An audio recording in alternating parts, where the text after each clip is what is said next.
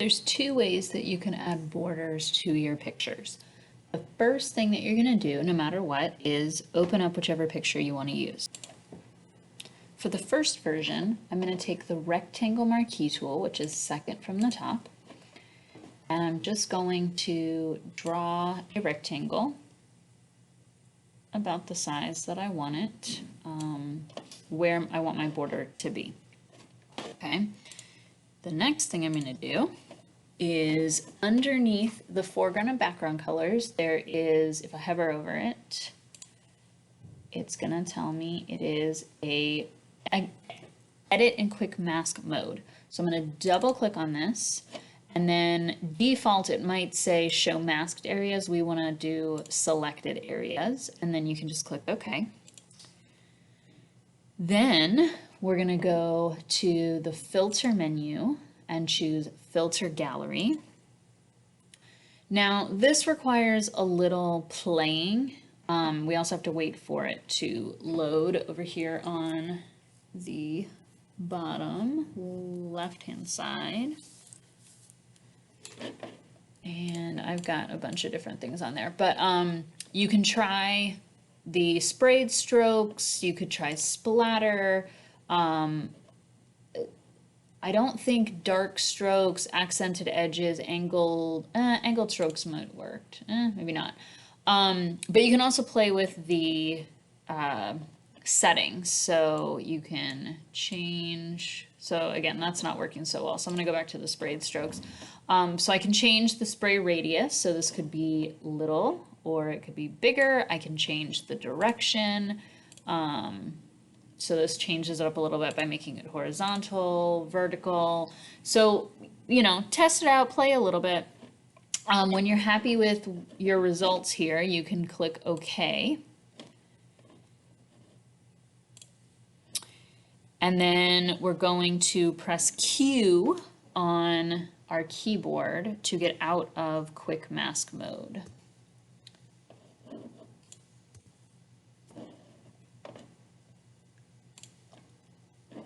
Then over in the layer panel, we're going to click Control J to copy this layer and copy only the area that is selected. So if I turn this off, you can kind of see the edges. They weren't too dramatic, but we're going to make them pop a little bit more. So down at the bottom of my layers panel, I'm going to click on the plus to make a new layer.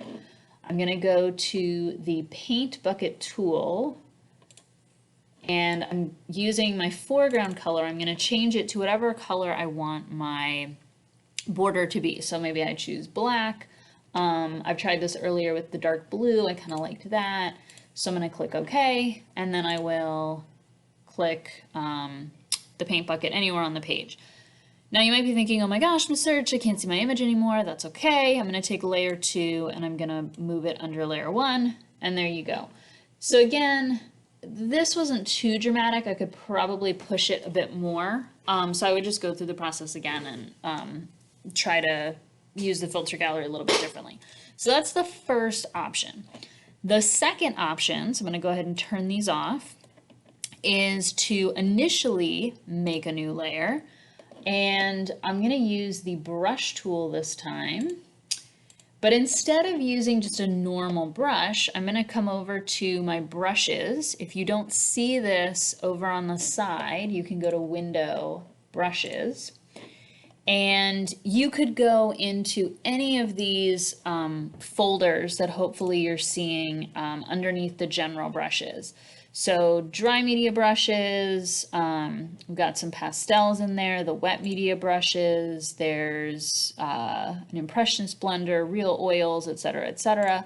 I kind of like what is in the legacy brushes. So this is in older versions of Photoshop. If you're not seeing your legacy brushes, you're going to go up to the 4-line hamburger menu and choose legacy brushes. And it'll ask you if you want to add them. You're going to click OK, and notice that I had another set of brushes. So I'm just going to go ahead and delete these because I don't need 2 legacy brushes folders. But inside of that, you could go to default brushes, you know, you can go wandering through anywhere in here. The ones that I was playing with earlier and kind of liked were some of the watercolor brushes. So I'm gonna go ahead and try the water wash. And you can change the size of the brush. I was going something thicker because again, I want it to be a border. So I was just kind of painting with this, and notice because it's a watercolor brush, it's going to layer a little bit. So I could do a little bit of that. I could try some of the airbrush, I think is what I was playing with earlier. Notice that I'm only focusing on one side and I'm just building it up however I want, okay? And again, you can play around with this, see what you like, see what you don't like. When you get something that you kind of like, I'm gonna do that Control J again. And maybe I like that this is, you know, darker now. I could, you know, start duplicating these. But I'm gonna go ahead and go to Edit, Transform, rotate 90 degrees clockwise or counterclockwise, whichever one you want to do. Go to the Move tool, and I can drag this down to be the bottom and kind of fit it around my picture. When I've got something, again, that I like, I'm going to hold Control on my keyboard and click my other layer. I'm going to do Control J for jelly again, and go to Edit, Transform, and this time I'm going to flip it horizontal, or I could rotate it, whatever I want to do. And then I'm going to flip it vertically. And so it's up in the corner, and I'm going to drag that over to wherever I want it. And I've got a border around my picture. So either version, whether it's the drawn in one or the first one, whichever one you like, click File, Save As, last name underscore first name underscore borders 1, 2, or 3, because you're going to do this 3 times.